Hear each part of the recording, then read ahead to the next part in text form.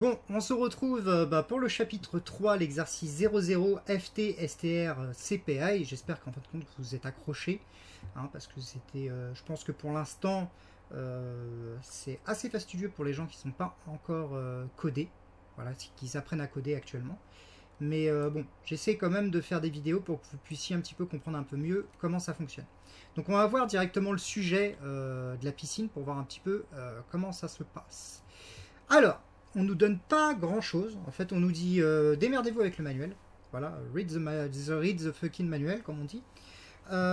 Donc, du coup, reproduire à l'identique le fonctionnement de la fonction STR CPI. Et en fait, on nous donne comme instruction qu'en fait, on doit taper dans la console man STR CPI. Alors, moi, j'ai tapé la commande. On va dire que quand j'ai tapé la commande, j'ai vu en fin de compte ce qu'ils m'ont marqué. Tout est mélangé. En fait, on nous parle de STR CPI et de STRN CPI. Et en gros, on peut confondre. C'est pour ça que je préfère un petit peu vous montrer une autre documentation. Voilà, qui va vous expliquer un petit peu ce que c'est. Parce que c'était un petit peu mélangé et je trouve ça un petit peu débile. Et du coup, après, bon, notre fonction doit être formatée comme ça. Bon, ça, c'est pas très compliqué. Du coup, ça renverra une chaîne de caractères, comme on peut le voir. La fonction s'appelle ft strcpi. Bien entendu, on a une destination et une source. Et la source ira dans la destination. Voilà, c'est pas plus compliqué que ça. Et on va voir tout de suite, en fin de compte, la documentation, ce qu'on nous dit. Alors, la documentation. Voilà. Alors nous, on va s'occuper de ça, ce que j'ai souligné, voilà. Donc, la fonction strcpi copie la chaîne pointée par src, donc la source, y compris l'octet nul. Donc, du coup, il va récupérer l'octet nul qui va permettre, on va dire plutôt qui va faire échapper la chaîne. Et en gros, ça va nous permettre de concaténer que cette chaîne-là et pas le reste, en fait. Pas le reste de la chaîne. Vous allez voir un petit peu, là c'est... Comment je l'explique moi, c'est un peu complexe, mais comment eux ils l'expliquent, c'est un petit peu plus compréhensible. Donc, ça permet en fin de compte de copier, en fin de compte, la chaîne pointée par SRC dans la chaîne pointée par DEST. Donc, en gros, c'est comme je vous expliquais là. En fin de compte, on va récupérer ce qu'il y a dans SRC et on va le mettre dans DEST, à l'index 0. Et en fait, on va le remplacer complètement et on va rajouter le backslash 0 qui va nous permettre en fin de compte que d'afficher que ce qu'on a dans SRC. Voilà, dans la source. Les deux chaînes ne doivent pas se chevaucher. Donc en fait, elles ne se chevaucheront pas parce que nous, on va mettre un backslash 0 à la fin pour pas que ça se chevauche. Pour pas qu'il y ait de problème en fait, vous allez voir.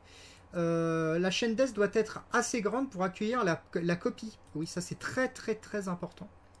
Sinon, vous avez ce qu'on appelle... sinon, après, on fait quelque chose qui est en overflow. C'est-à-dire qu'on est en dehors de la mémoire allouée, en fin de compte, à notre tableau de caractères.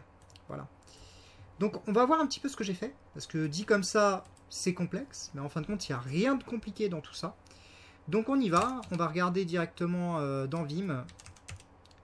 Voilà. Alors... On va pas s'occuper des deux premières fonctions que j'ai fait, comme je vous ai expliqué dans les dernières vidéos. C'est des fonctions de rendu que je fais pour pouvoir afficher directement dans mon main de certaines choses. Et d'ailleurs, après, on exécutera le code pour voir un petit peu ce que ça donne. Donc, on va passer directement à la fonction ft str cpi. D'ailleurs, ça c'est important de le faire. Voilà. Bon. Du coup, les amis, on a bien la destination, on a bien la source. Donc, c'est parti. Alors, on va déjà déclarer un entier que j'aurais pu appeler index, parce qu'on s'en fiche un petit peu de tout ça. Ça, c'est juste en fin de compte pour parcourir notre tableau et pouvoir en fin de compte changer, par exemple, l'index dans la destination de l'index 1, changer et dire que à la destination de index 1 est égale à la source de index 1. Voilà. C'est pas plus simple que ça, c'est juste en fin de compte, on va juste concaténer les chaînes à la suite comme ça. Et tout juste à la fin, une fois qu'on aura fini en fin de compte avec le SRC, donc une fois qu'on aura rempli la chaîne complète, bien entendu derrière, on rajoute ce fameux backslash 0.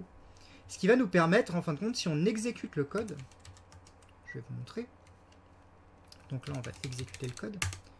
En fin de compte, on a salut les gens de base. Donc ça, c'était ma destination de base. Et du coup, ça l'a complètement changé. Et ça m'a juste marqué Jean. Voilà. C'est pas plus compliqué que ça. C'est simple. En fait, je trouve la fonction assez simple. Après, on verra par la suite strNCPI et strLCPI qui sont un petit peu plus complexes.